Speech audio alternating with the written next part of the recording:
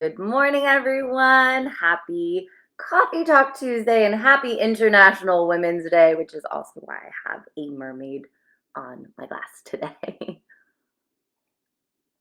So happy Coffee Talk Tuesday. Happy International Women's Day. All of my ladies out there, I see Alicia and Linda. Happy International Women's Day. So excited for you all to be hanging with me on Coffee Talk Tuesday, where we're going to talk about LinkedIn and alrighty.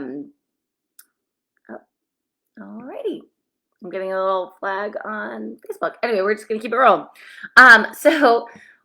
We are going to talk about LinkedIn today, who actually put in a new feature. It's called their Gap feature. And what that does is allow you to actually explain gaps within your resume.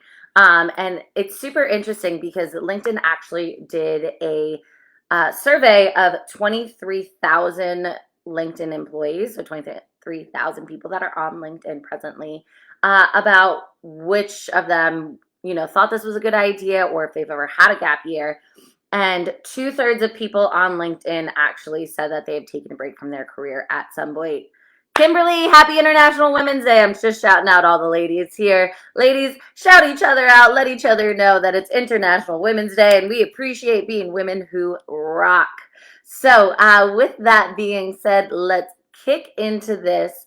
So, one of the things that I will say, LinkedIn came out and said that they're doing this gap feature so people can highlight career breaks, and that it's one of the biggest mistakes that people make on their resumes, having these breaks in their resume but not explaining why they are or how that could have any significance to their job, to the type of person that they are, the skills that they have learned. So unexplained career breaks are really the most common in a resume. Taking a break is not a bad thing, right? A lot of people, especially over the course of the past few years, obviously pre-pandemic, we saw a lot of people doing gap years to travel. And anybody who has traveled knows that you learn a lot when you travel, whether it's about communication skills, whether it's about, being able to problem solve and figure out on your own, especially if maybe you're in a place that you don't speak the language. There's lots and lots of things that you can learn from, let's say, taking a gap year and going traveling. You could also just be trying to figure out what it is that you want to do in your life. So there's a gap in your resume because you're trying out new things. So LinkedIn came up with this idea of a gap year, or I'm sorry, a gap feature, I should call it, because you can explain it for more than a year. And basically, what you do is you explain why there is a gap in your resume and what types of skills you have learned during that time. So they actually give 13 different reasons as to why maybe you do have a gap in your resume. I'm just going to name a few. I'm not going to name off all 13, but career transition, retirement, caregiving, health conditions, pursuit of a personal project, bereavement, a personal event. They also do focus on women. Woohoo! Happy National Women's Day. I see Laser German here. And Michelle, happy International Women's Day to both of you. But one of the things that they do, LinkedIn has come out and said that this is highly going to benefit women, which is one of the reasons why I wanted to talk about it today. Mainly because 68% of women that they surveyed noted that they want more ways to highlight the skills and experiences that they have learned. Now, stay-at-home mom, I do not have any children, but I do have nephews and cousins that I took care of at a very young age, and I understand the skills that you could probably learn being a stay-at-home mom. Let's say patience, right? Problem solving if you have multiple of them, time management, making sure that you can multitask. These are all skills that, I am, like I said, not a mother, but I would imagine a mother would learn from being a stay-at-home mom.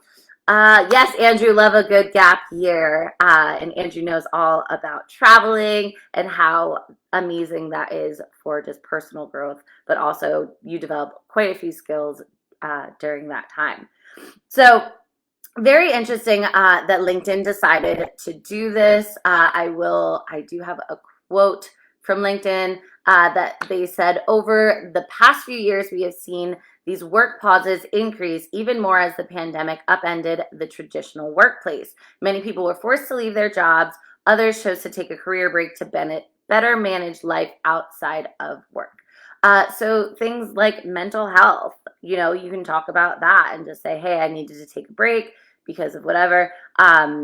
Like LinkedIn said, with the pandemic, there are quite a few people that did interchange jobs, whether their jobs wanted to bring them back and they didn't, maybe they weren't vaccinated, or they wanted to bring everybody back into the office and people weren't comfortable with that yet. Whatever it may be, I think it's actually very, very interesting, and it's going to be very, very useful for people to have the ability to explain what is happening in these gap years. Because even though most people think that that traditional setting of, okay, a gap year is bad, there has actually been a full-blown shift with what has happened over the last few years of people understanding why they're taking a gap year, why they're taking a break, why maybe they needed to step back and kind of reevaluate priorities.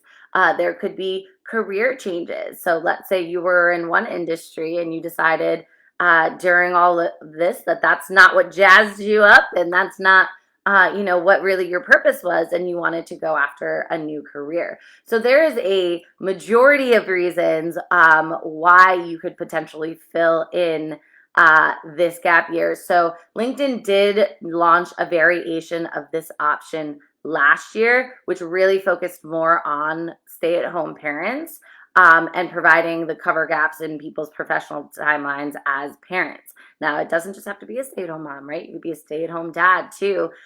We saw over the past couple of years the rise in childcare and how it has become wildly more expensive. And some people were actually quitting their jobs because they found that it was more fiscally responsible for them to be a stay-at-home parent rather than spend an exorbitant amount on childcare. So what can that teach you? That can teach you money management, right? So that's a skill that you've learned by making that decision. Decision-making skills. Once again, all of the skills you learned from being a stay-at-home parent and taking care of your little goobers. So I think that it's super, super interesting because a lot of people, I feel like, are also intimidated by gap years. So even though the gap years are happening, they may feel a little embarrassed by it. They don't know how to explain it because they think that there's that traditional sense of you have to just continue on. Once you get that job path, you just have to keep trucking along and just keep going. But now we are seeing a total shift in the workplace, in the types of environment people are creating. And it's really, really focusing on, okay, what have you learned from life? What life skills do you have in addition to your educational skills that you can bring to this workplace that is going to make it better for all? So it's going to take some time for this to become the norm. I definitely am thinking and feeling, but I'm excited for this feature.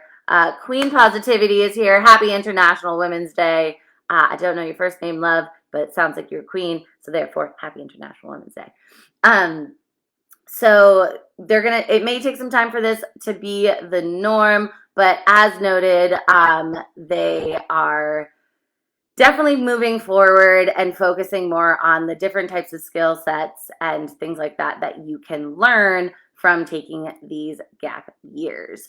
So once again, I want to wish everyone, all of the beautiful women out there, a very happy International Women's Day and a very happy Coffee Talk Tuesday with my mermaid bug. And I hope that this was interesting, and let me know below if you have taken a gap year. So if you're jazzed up about this feature, if you are interested in deep diving more into it, if you think that this is a great way to explain a gap year, or if you think that it's not really necessary for your resume. I would love to hear what you all think about this, and I look forward to seeing you all soon. I hope you have a fantastic week, a great International Women's Day. Definitely let all of the women in your life know that you appreciate them, and I appreciate all of you. Yes, Andrew, best year of your life. Your gap year never ended. Love that for you. All right, wonderful, guys. Well, go check out that feature on LinkedIn. Let me know what you think in the comments. Would love to hear, and I hope you all have a fantastic week. Bye, everybody.